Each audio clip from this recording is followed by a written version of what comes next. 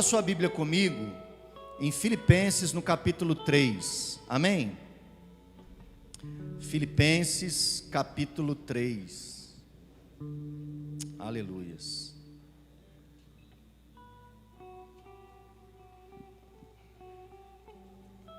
Filipenses capítulo 3, a partir do verso 1. Glória a Deus. Bom dia a você que nos assiste aí pela internet, nos acompanha nas redes sociais. É um prazer ter você conosco. Hoje nós vamos participar da mesa do Senhor. E sempre que você nos acompanha pela internet, pode fazer isso conosco também. Amém? E é sempre bom. Curte aí, comenta, compartilha. Faz tudo que você pode fazer da internet aí. E nós vamos dar os nossos glórias a Deus aqui. Amém? Glória a Deus. Você dá o seu glória a Deus. Você não pode estar aqui, você está na internet. Você dá o seu glória a Deus lá no comentário. Você bota o dedinho para lascar lá e vamos embora. Filipenses capítulo 3, a partir do verso 1, amém? Diz assim a palavra do Senhor: quanto ao mais, meus irmãos, alegrem-se no Senhor. Escrever de novo as mesmas coisas não é um problema para mim, e é segurança para vocês. Cuidado com os cães, cuidado com os maus obreiros, cuidado com a falsa circuncisão.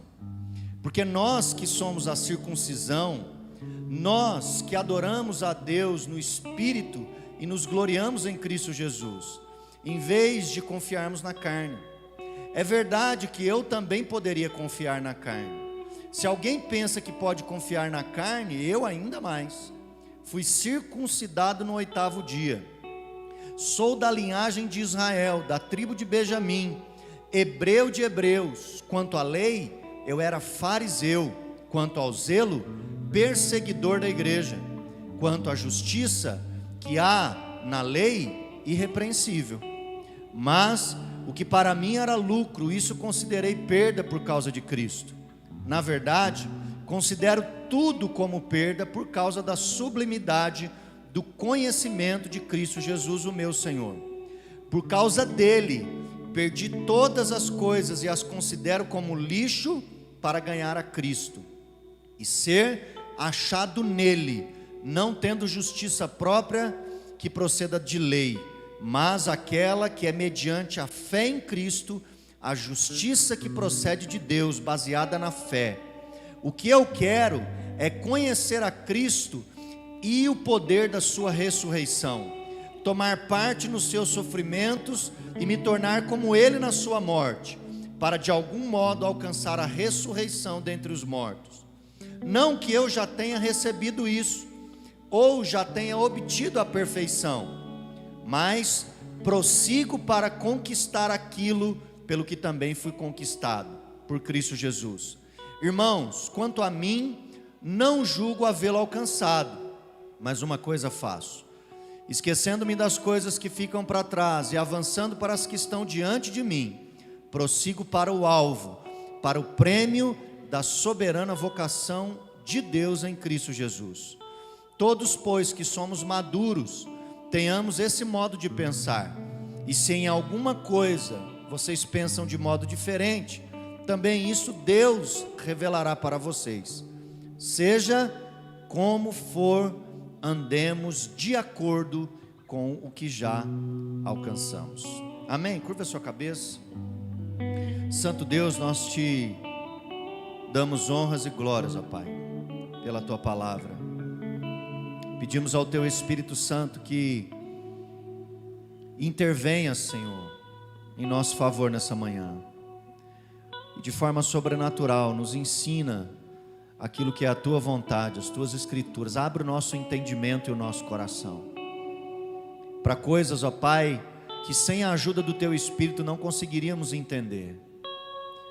Mas o Senhor, ó Deus, é poderoso para fazer em nós aquilo que lhe apraz. E nós pedimos nessa manhã, fala aos nossos corações, usa as nossas vidas de forma poderosa, ministra, ó Deus, aos nossos corações. É o que nós te pedimos e te agradecemos em nome de Jesus.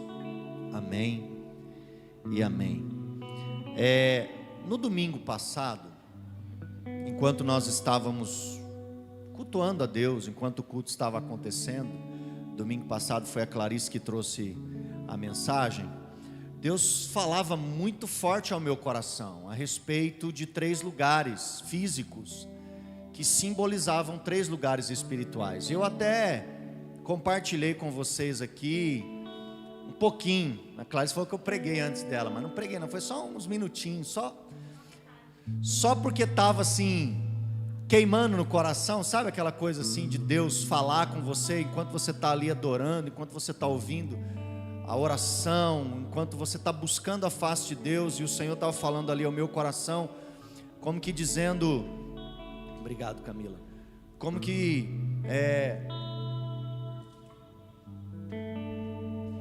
falando ao meu coração, meu desejo é conduzir vocês como igreja para o lugar da minha habitação. Eu tenho um lugar para vocês como igreja. O meu desejo é conduzir vocês a esse lugar, o lugar da minha presença, a Canaã prometida, o lugar que mana leite e mel, para que vocês tenham uma vida abundante, para que vocês não passem pela vida, para que vocês não passem pela história sem desfrutar da minha presença. Então o Senhor me trouxe esses 3 lugares espirituais, falando ao meu coração que Ele deseja que nós como igreja estejamos num lugar de maturidade em Deus, a Canaã do Senhor. E a Bíblia, ela nos chama e nos convida sempre a crescer e amadurecer na fé. O texto que eu li é um desses vários textos que nos incentiva a trilhar um caminho, uma jornada de crescimento espiritual. E por que Deus deseja isso de nós? Por que o Senhor deseja que nós cresçamos no conhecimento e na graça dEle? É simples entender isso. E o motivo pelo qual Deus deseja que nós alcancemos maturidade está lá em Gálatas capítulo 4, verso de número 1, que é um texto que a gente já tem lido aqui durante alguns anos e tem falado sobre ele. E lá em Gálatas, no capítulo 4, verso de número 1, Paulo vai dizer o seguinte, que enquanto o herdeiro for menino, de nada é diferente de um escravo, embora seja dono de tudo. Embora nós reconheçamos a obra de Jesus Cristo pelas nossas vidas, tudo aquilo que Ele fez na cruz do Calvário, embora nós tenhamos alcançado a salvação pelo sacrifício de Jesus Cristo, Deus deseja que nós cresçamos e desenvolvamos essa salvação. Porque se isso não acontecer, nós nunca iremos experimentar aquilo que é a nossa herança no Senhor. Porque enquanto o herdeiro é menino, o pai não vai entregar jamais a herança para ele. Porque o pai quer que o filho desfrute daquilo de maneira a ser alguém que possa reproduzir a herança para os filhos, para os netos, para a geração futura. Mas quando nós não tomamos posse dessa herança na hora certa, nós fazemos como o filho pródigo e gastamos isso de forma dissoluta. Então você crê que Deus tem o melhor para a tua vida? Você crê que Deus tem o melhor para os teus filhos? Você que é pai e mãe, você crê que Deus tem o melhor para o teu casamento?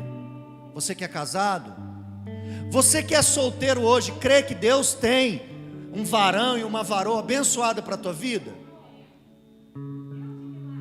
Claro que nós cremos. O problema é que nós, às vezes, não chamamos de melhor aquilo que vem destituído de problema. Às vezes o problema é que nós chamamos de melhor de Deus para nós aquilo que não vem acompanhado de dificuldade. nós entendemos que receber o melhor de Deus é ser abençoado em todas as áreas e não passar por nenhum problema e nenhuma dificuldade. E aí nós pegamos tudo aquilo que recebemos de Deus e gastamos de forma dissoluta, porque não entendemos o coração do nosso Pai. E às vezes precisamos ir comer bolotas para compreender que nós temos um Pai que nos ama e deseja que nós amadureçamos, até que para isso Ele deixa a gente ir embora e comer bolota e perder tudo, porque Ele nos ama, e se for necessário, por amor, nós vamos ter que passar por essas coisas. Temos muitas vezes nos precipitado, e como filhos irresponsáveis, feito mau uso daquilo que o Senhor conquistou na cruz para nós. Porque crescer, irmãos, dói. Fala para o teu irmão aí, crescer dói. Eu estou praticamente, se eu viver bem, eu estou na metade dos meus dias, se eu viver bem, amém? Se não for igual o pastor João, que a Clarice profetizou que ele vai viver 100 anos, né? Eu não quero isso não, irmão, não desejo esse negócio de 100 anos não, eu quero, né, encontrar mais cedo com meu Deus. Mas se eu estou na metade lá dos meus dias, essa semana eu estava pensando nisso, pensando como era bom você taiar uns pipa, viver sem a responsabilidade, viver para os amigos, para o futebol. Vamos jogar bola? Vamos jogar bola, a hora que for. Hoje os caras me chamam para jogar bola, eu falo assim, puxa vida, não consigo. Mas naquela hora não tinha tempo ruim, irmão. Naquele tempo era assim, vamos jogar bola? Vamos. Aonde? Vamos embora.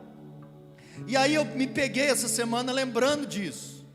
Como era bom viver para os amigos, viver para o futebol, soltando pipa, paquerando as menininhas pequenininhas.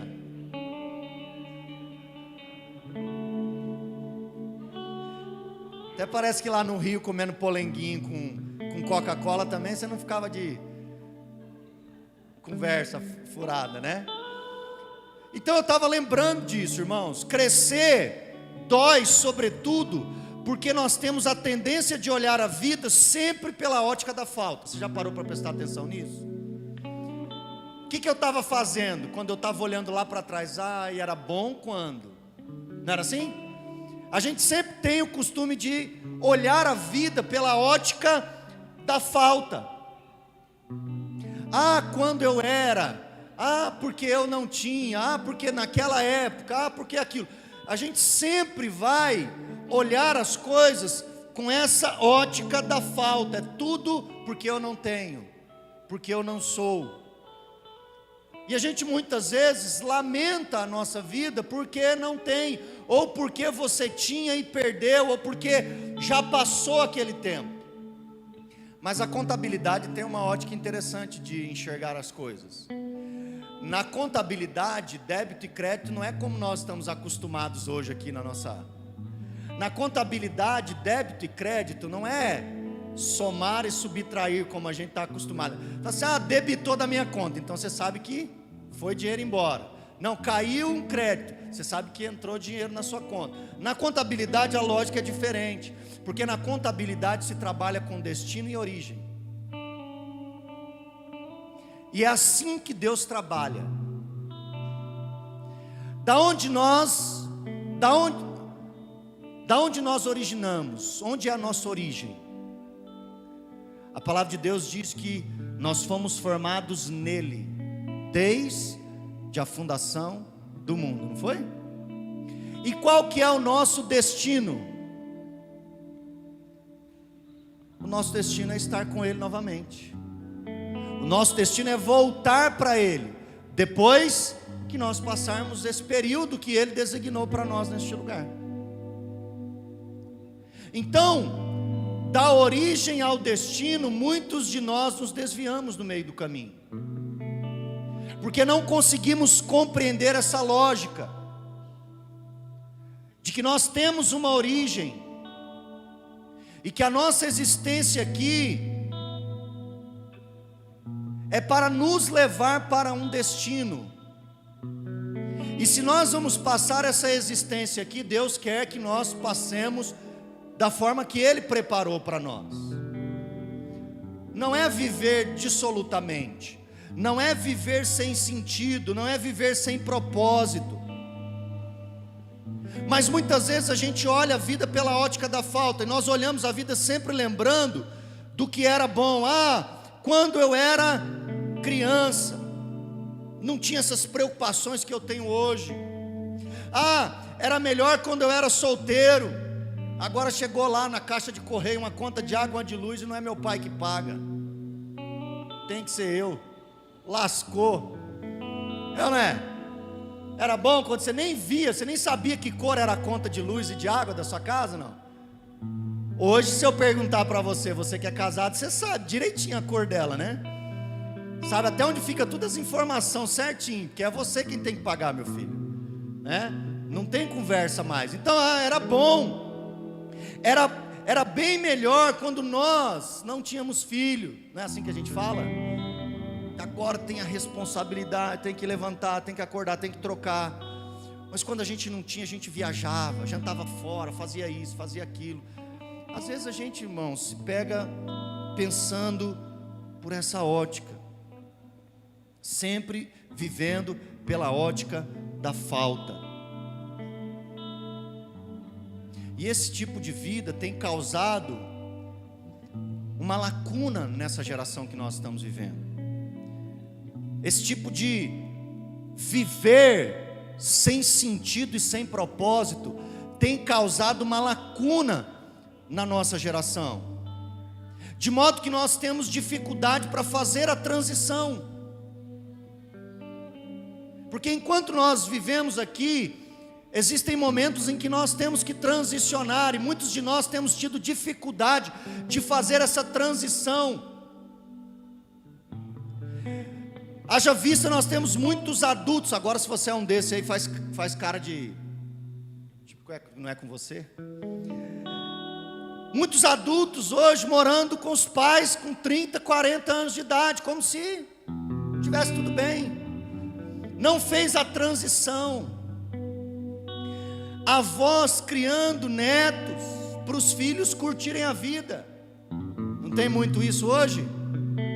Tem filho muito cedo, na adolescência muitas vezes, aí a mãe fala assim: não, filho, vai para balada, vai curtir porque você ainda é nova. E não faz essa transição. Peraí, agora eu sou mãe. Peraí, agora eu me casei. E aí a gente vê maridos que valorizam mais o carro, o tênis, a roupa, os amigos do que as próprias esposas, porque não conseguiram ainda fazer essa transição. Mas nós precisamos fazer essa transição.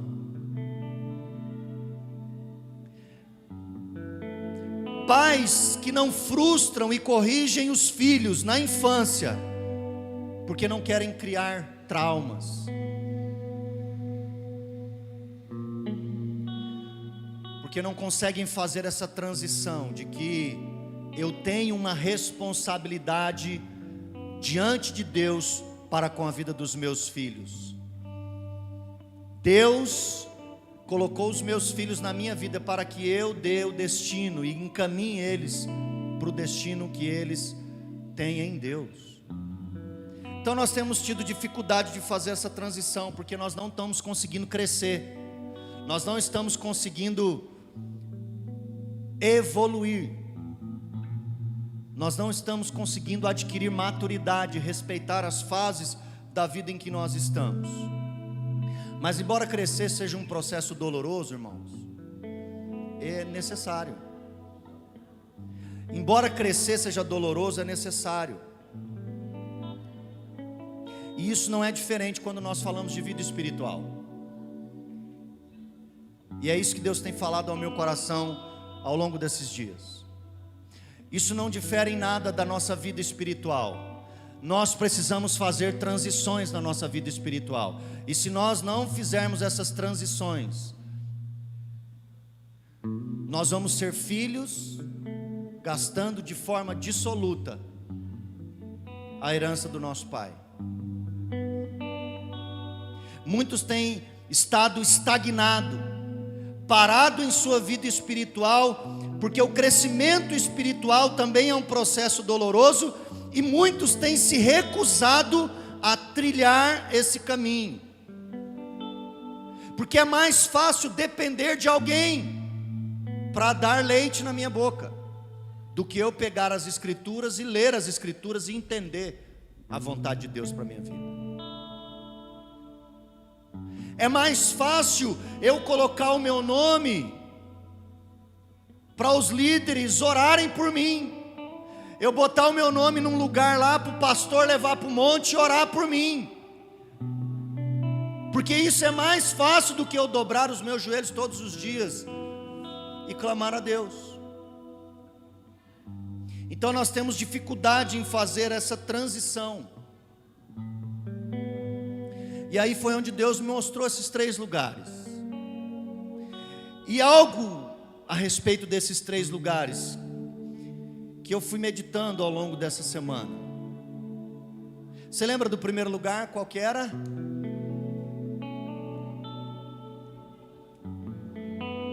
Egito. O primeiro lugar é o Egito. Espiritualmente, aonde é o Egito, irmãos? O mundo. Uma vida destituída de Deus, escravidão. Qual é o governo do Egito? O governo do faraó.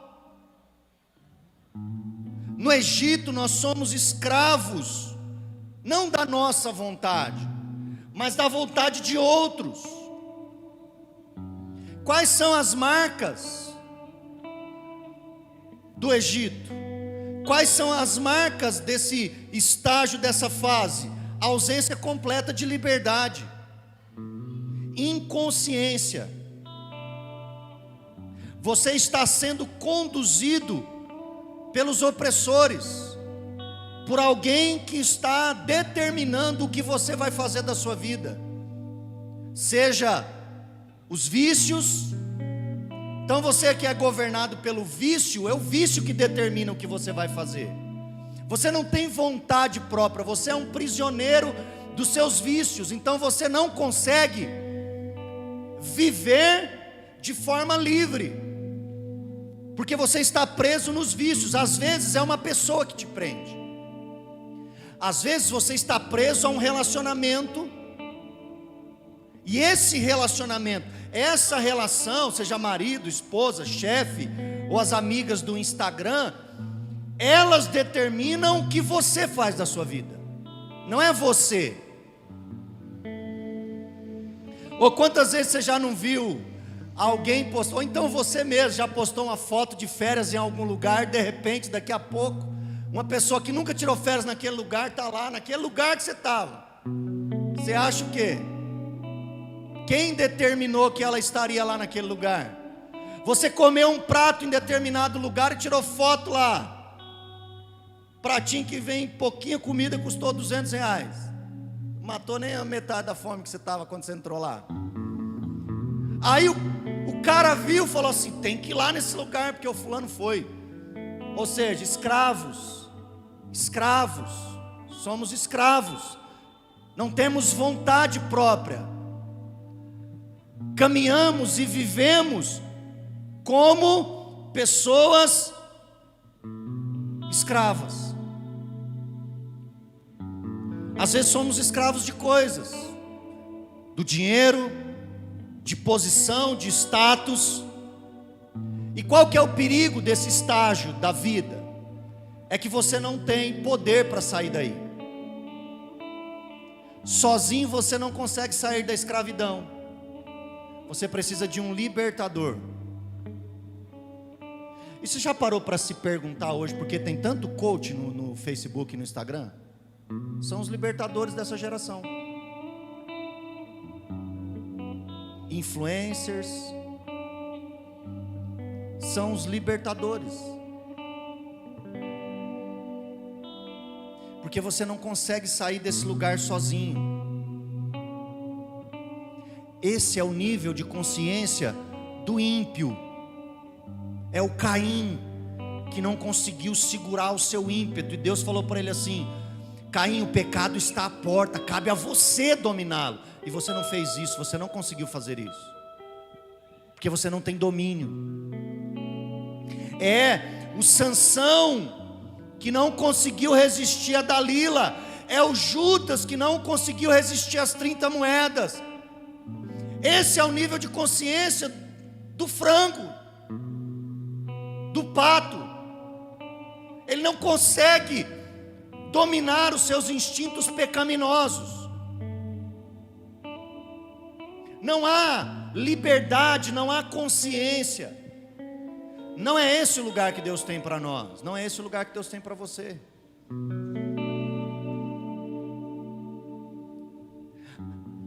Aí nós vamos para o deserto. Deus nos tirou com mão poderosa lá do Egito, amém? Colocou você no deserto. Qual é o governo do deserto? O governo do deserto. O governo do deserto é a lei. Vocês lembram que quando o povo estava no deserto, Deus fala para Moisés: Moisés, reúne aí o povo, que eu quero ter uma conversa com eles. E aí no dia da conversa, Deus reuniu Moisés reuniu o povo lá embaixo do monte. O monte estava pegando fogo e Deus estava empolgado naquele dia. Trovão, raio, fogo, tudo saía daquele monte. O povo não quis conversar com Deus. Então o povo disse para Moisés: Moisés, vai você, ouve a Deus. O que você ouviu de Deus, você fala para a gente, e nós vamos fazer. Moisés subiu, falou com Deus e desceu com o quê? Com a lei. Então, qual é a marca da lei? A lei nos traz uma liberdade parcial.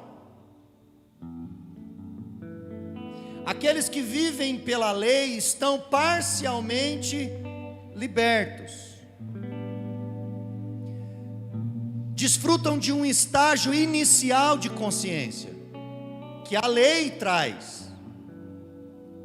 Desfrutam de um estágio inicial de entendimento, mas estão sendo conduzidos pela lei vigente. Então, o que a lei está dizendo é isso que vai acontecer.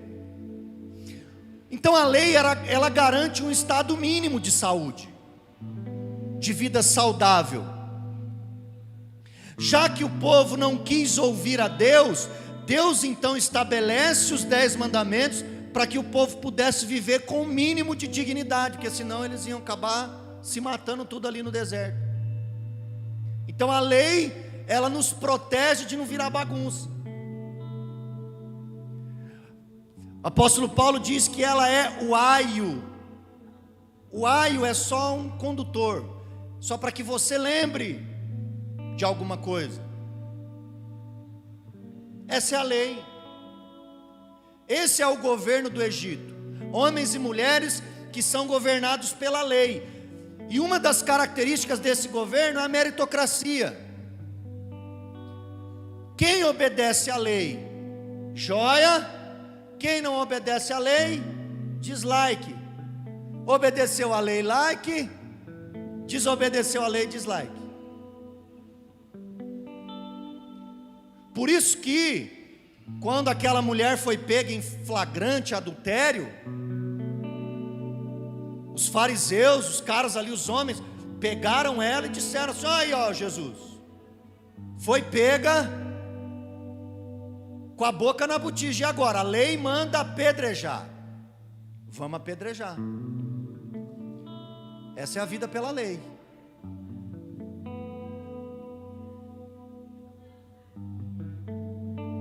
Se a lei mandou apedrejar, apedreja.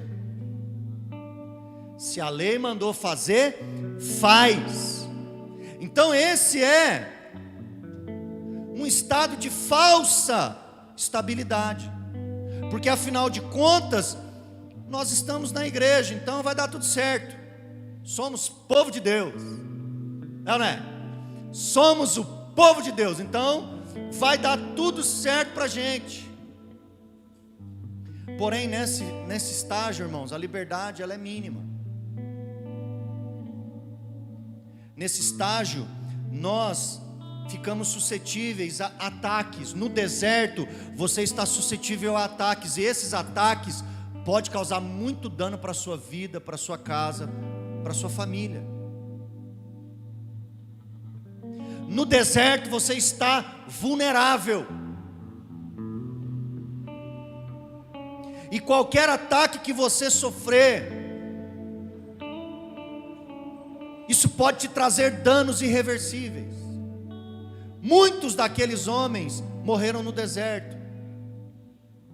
E depois, só sobraram 2, se você se lembra, que entraram. Então o deserto definitivamente não é o lugar para nós. Vamos passar, mas não ficar. Deserto é o lugar, queridos, onde nós queremos comer e beber. Afinal de contas, Deus nos tirou do Egito, então Ele vai nos sustentar. E nós batemos o pé e exigimos coisas de Deus, não é assim que muitos de nós fazemos? Esses dias eu estava passando pelos canais da televisão e eu vi um cara olhando para cima assim, orando. Eu exijo que esse fulano que ofertou seja abençoado. Eu falei assim, exige? Como que você exige? Está falando com quem? Mas é o povo aqui no deserto, irmãos. Queremos água, Moisés. A gente quer comida. Tirou a gente de lá para morrer aqui. Eu virei crente, agora estou sofrendo dentro da igreja. Eu vim para a igreja para prosperar. Eu vim para a igreja para tudo ser transformado na minha vida. Onde já se viu, está aqui dentro da igreja, estou sofrendo. Já que me tirou do deserto, do Egito, tem que me abençoar aqui, ué. Se não é melhor eu voltar para lá.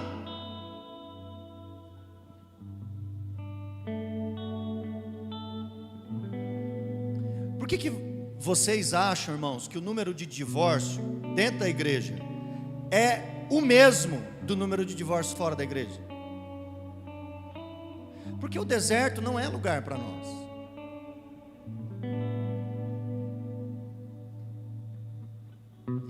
E quem vive no deserto exige muito os seus direitos. Então você vai aconselhar casal, mas ela precisa fazer isso, pastor, mas ele também precisa fazer isso. Mas ninguém fala assim, o que eu preciso fazer. Qual que é a minha responsabilidade nesse negócio? Deserto. Estado mínimo de consciência, governado pela lei. Não, mas na Bíblia está dizendo lá que ela tem que me respeitar. Na Bíblia está dizendo lá que ele tem que me amar.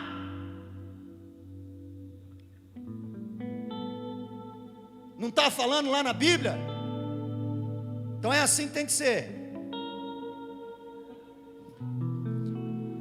E esse, irmãos, é o nível de consciência da maioria dos crentes, infelizmente. É nesse lugar. São os discípulos antes de serem batizados com o Espírito Santo, amedrontados, preocupados com a sua própria vida, com o que ia acontecer com eles, sem o entendimento da missão, sem o entendimento do propósito. Eles só estavam preocupados com uma coisa: não queremos morrer, então nós vamos se fechar aqui. Então são os discípulos antes de serem visitados pelo Espírito Santo de Deus. Então esse também não é um lugar que Deus deseja para nós. O lugar que Deus deseja para nós é a Canaã. Esse é o lugar que Deus quer ver eu e você. Deus quer ter um encontro conosco na Canaã celestial, porque na Canaã o governo é o governo da graça, que é por meio da fé. Eu não estou indo no texto porque a gente não tem tempo, mas você está conseguindo fazer o link com o texto que nós lemos?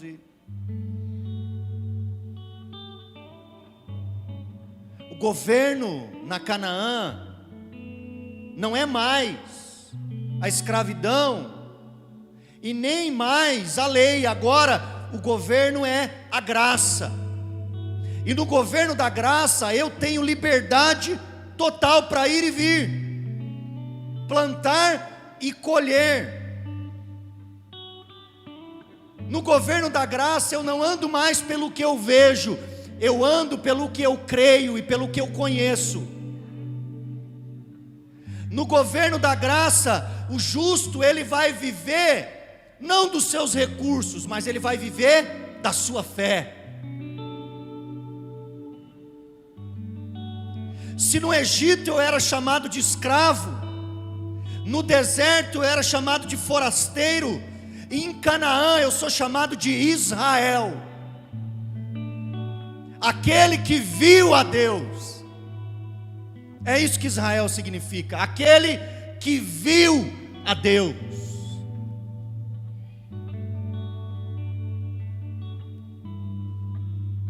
Qual é o nível de consciência de quem está na Canaã? Nível de consciência de propósito.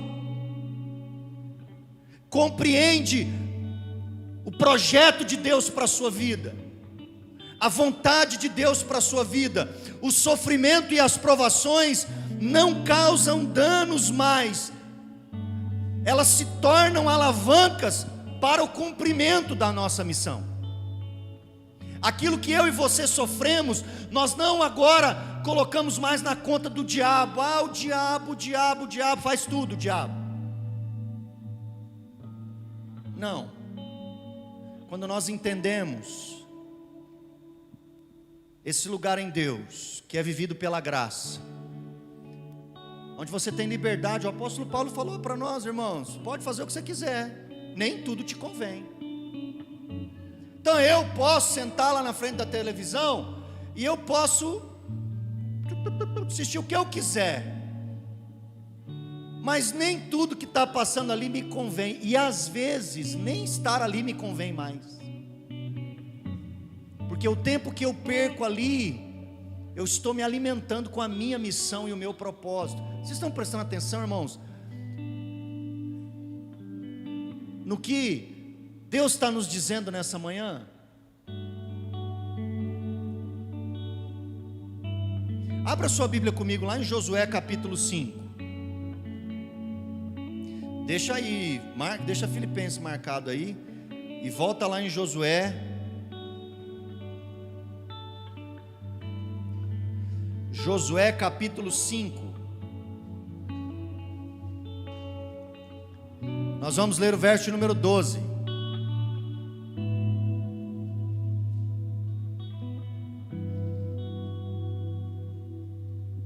Preste atenção o que acontece com você nessa transição.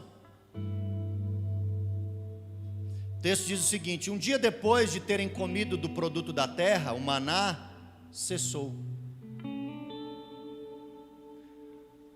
Durante toda a estadia do povo no deserto, Deus alimentava o povo com o maná. Era ou não era? Um dia depois que o povo pisou na terra, o maná, porque você não precisa mais de viver de milagre, porque você conhece o milagre.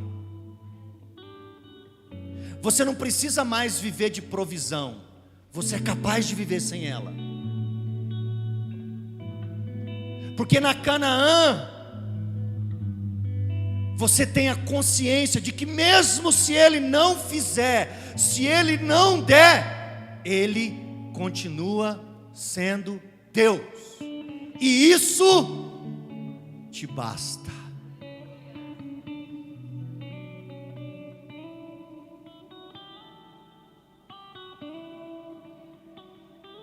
Sei viver contente com todas as coisas, posso todas as coisas naquele que me fortalece. Aqui, irmãos, nesse lugar, as relações elas ganham um outro sentido. E não é só a relação sua com o seu irmão, não. Sua relação com a sua esposa ganha um outro sentido, outro propósito. Nós não somos mais cada um indo para um lugar. Nós somos agora uma só carne para cumprir um propósito de Deus. Eu falei esses dias para um casal que casadinho de novo estavam duas potências espirituais, homem e mulher de Deus. E o começo do casamento está um pouco difícil. Eu falei assim, cara, vocês já pararam para prestar atenção? Que se vocês pararem de competir um com o outro e se unirem numa só carne, a bomba atômica que vocês vão se tornar no reino de Deus. Mas às vezes a gente ainda está disputando. Às vezes a gente está com a visãozinha lá do deserto, lá do Egito. E aí a coisa não vai, porque está um lutando contra o outro, um querendo ser melhor do que o outro, um querendo fazer. Em Canaã os relacionamentos mudam a coisa. Sua relação com seus filhos é outra.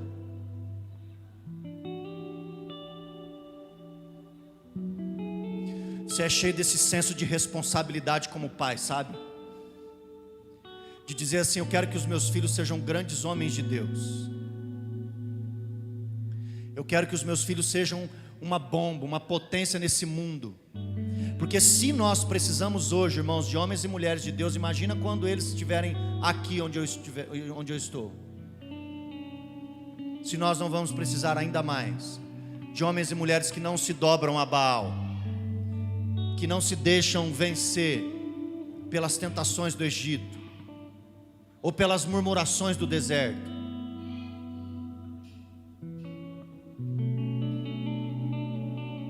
Nesse lugar os nossos relacionamentos ganham outro sentido, os nossos recursos ganham outro sentido. O dom que você tem, que nem os meninos aqui tocando, eu e a Clarice cantando, o dom que você tem, para que é? Aquilo que Deus te deu, para que serve? Para você fazer um show e cobrar dinheiro dos outros? Ou para você, através daquilo que Deus te deu, ser um instrumento para curar pessoas, para abençoar pessoas, para tocar corações? Nesse lugar nós entendemos que nós não somos mais individualidades, cada um correndo atrás do seu prejuízo, não. Nesse lugar, nessa Canaã de Deus, nós entendemos que nós somos um povo, uma nação, uma família. O que nós temos e somos é para cuidar uns dos outros, é para servirmos uns aos outros.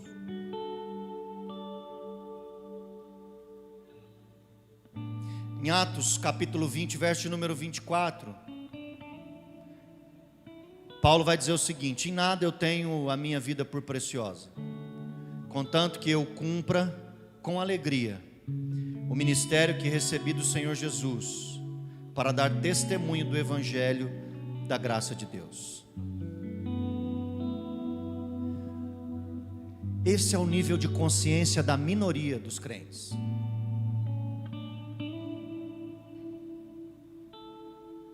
Esse é o Cristo que se entrega em favor dos irmãos.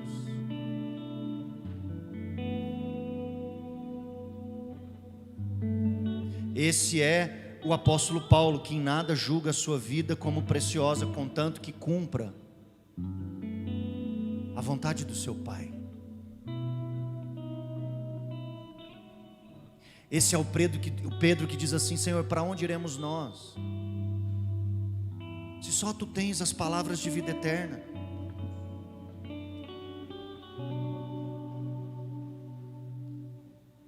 Queria chamar o Ministério de Louvor para vir aqui, enquanto eu caminho para a conclusão. E talvez você que está me ouvindo hoje aqui, ainda está no Egito. Talvez você que está me ouvindo hoje aqui, às vezes está ainda no deserto. E aí você está dizendo assim: pastor, não quero, pastor. Meu Deus, o que eu tenho que fazer? Eu estou errado. Vou ser fulminado. O que vai acontecer comigo?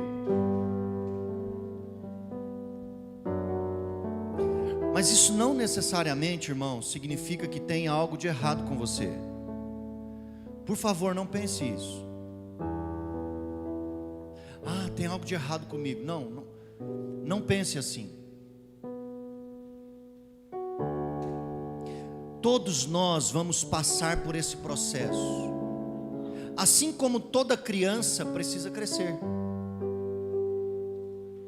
Todos nós vamos passar por esse processo até alcançarmos a maturidade. O que nós não podemos, e aí se você se encontra nesse lugar, se preocupe e faça alguma coisa pela sua vida. O que nós não podemos é ser eternas crianças necessitando de leite. Com 30 anos de idade, espiritual, dependendo de pais. Dependendo de alguém que faça o sacrifício por você. Dependendo de alguém que volte a te ensinar os rudimentos da fé, os primeiros passos da fé cristã, quando vocês já deveriam estar comendo alimento sólido e já deveriam ser mestres, ainda estão tomando o leite.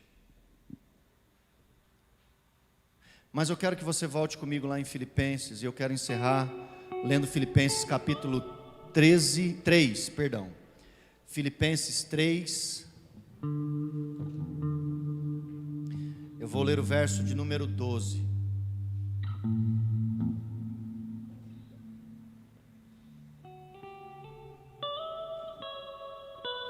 Eu quero que você entenda que você está numa jornada.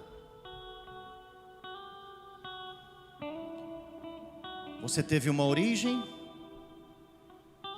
e tem um destino eterno. Mas entre um lugar e outro há uma jornada. E o que você faz nessa jornada determina muitas coisas na sua vida, inclusive o seu destino.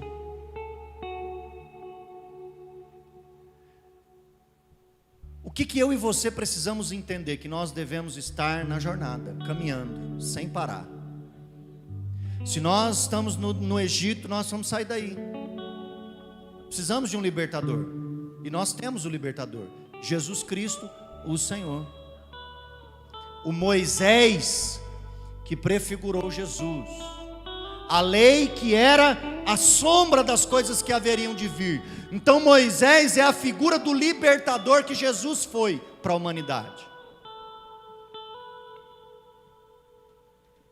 Você vai passar pelo deserto, porque não tem como ir de um lugar para o outro sem essa transição, esse lugar de aprendizado, esse lugar de provação, esse lugar de crescimento, aonde a sua fé é provada sim, mas onde você experimenta milagres de Deus.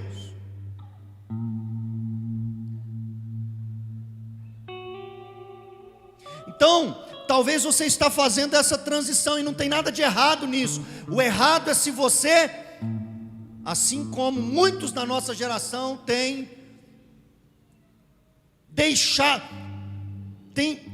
sido impedidos de fazer essa transição. Você está travado em algum lugar, você está parado. Mas Paulo, que era o apóstolo Paulo, ele disse o seguinte: não, lá no verso número 12, capítulo 3, não que eu já tenha recebido isso, ou que já tenha obtido a perfeição, mas eu prossigo para conquistar aquilo pelo que também fui conquistado. Pelo que nós fomos conquistados, irmãos? Para encontrar esse lugar em Deus de maturidade, aonde as nossas necessidades não determinam mais as nossas ações, aonde os nossos opressores não determinam mais o que nós faremos, aonde aquele que fez algo contra mim não é mais aquele que vai dominar as minhas reações. Porque enquanto nós estamos ou no deserto ou no Egito, bateu, levou. toma lá, dá cá. Mas em Canaã não. Em Canaã Deus nos levantou como nação para ser um instrumento, para ser luz, para ser sal. Em Canaã Deus nos levantou para brilhar para as outras nações, para que nós possamos dar testemunho de quão grande é o Deus que nós servimos, e de como com mão poderosa Ele nos arrancou do Egito, Ele nos conduziu e nos sustentou no deserto, até que nós chegássemos a Canaã, e somos vitoriosos em Deus, o nosso Senhor.